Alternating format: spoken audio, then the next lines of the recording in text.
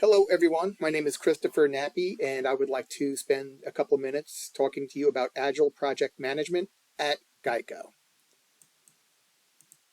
Project management history at Geico Insurance. We've been in business since 1936. I will discuss that in a minute. I've been with the company 28 years, and through that time, we've seen numerous technological advancements that have changed the way we approach project management and changed the things that we need when we're conducting project management. Just to give you an idea, when I first started, we had less than 3 million policies in force, and under 10% of our business came to us from the internet. Now in 2023, we have nearly 17 million policies in force, and over 90% of our quotes come to us from the internet. So you could see technology has had a significant impact on our business and how we approach projects. One of the things I did notice is the theory and concept of project management over the years have remained consistent in certain ways. And it's that you understand the project expectation, you have a plan to execute the project to completion, and that you organize a group and a method in which to approach the project. So just to give you some background, Geico was founded in 1936 by Leo and Lillian Goodwin. They started in Texas. They worked for different insurance companies and saw a market with federal and military employees.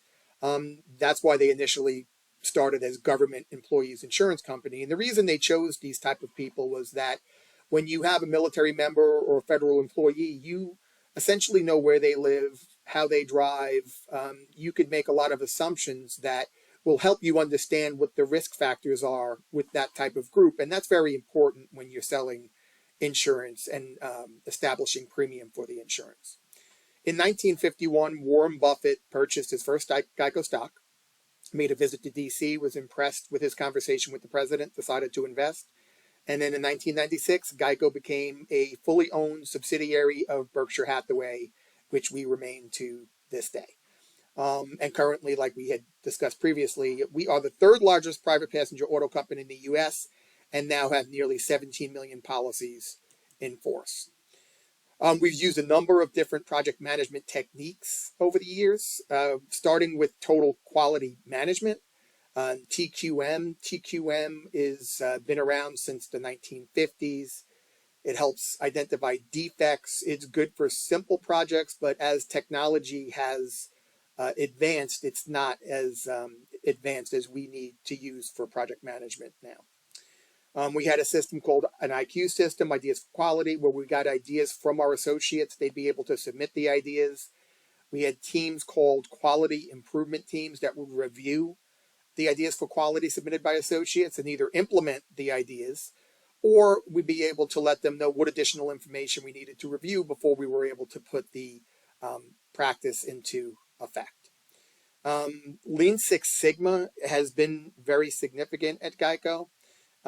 We've used both the DMAIC and DMADV system with Lean Six Sigma, and basically what it does is it takes a process or a problem, defines what it is, measures it, looks at the data analytics aspect of it, analyzes the problem to see where the opportunities are, makes suggestions for improvement, and then you control to make sure the improvements you made are actually effective.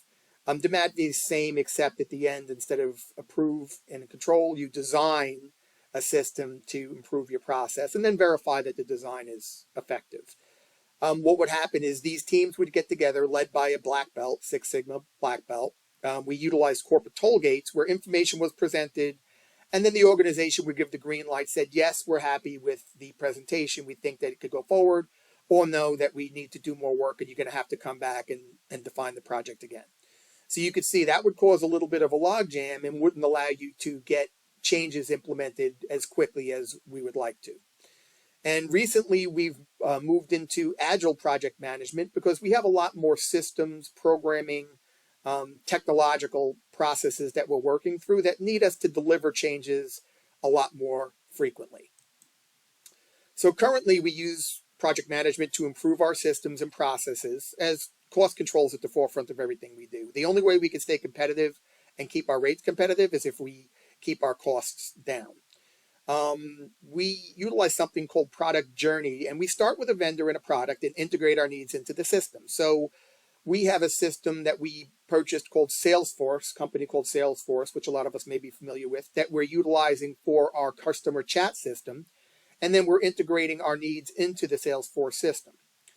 In addition, we do still use waterfall project management because each step does need approval prior to moving forward. And again, this doesn't allow us to move as quickly at times as we really would like to. So we're moving a lot more towards the Agile project management system. We've also used lean portfolio management. That's something where the corporate executives connect strategy to execution when they're making decisions on how they want projects and processes to proceed.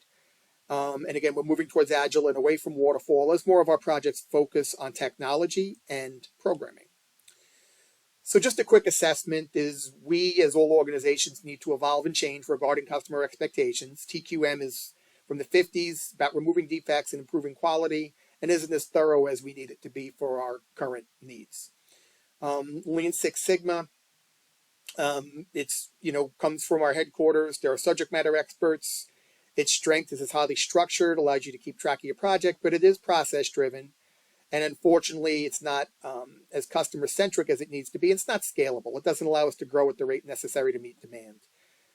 And we do like to build something once and use it for multiple techniques. And that would require a lot more rapid ability to change as projects move along. So after review and looking at some of the things we're doing, some of the recommendations would be to improve or continue focus on how customers shop and buy across products, to see if we still want to utilize what other companies have to offer and then build our strategy into it, or do we want to build our own products and our own programs in order to help our customers? More involvement from end users from planning stages, like the Kaizen concept, where we could get ideas from our agents as they're utilizing the projects that we see to completion, getting ideas from them that would improve those processes and projects and implementing them as we go to make sure that we're continually improving the products that we deliver to our customers. And last, using a more agile approach with more frequent delivery and emphasis on adapting to rapid change. I think the more frequently we could deliver products and the more frequently we could deliver change, the more satisfying it'll be to our customers, both internal and external. So those are just some things that I think we could look at moving into the future. So thank you very much for your time. I've really enjoyed going over this quick interview and discussing project management at Geico. Thank you very much.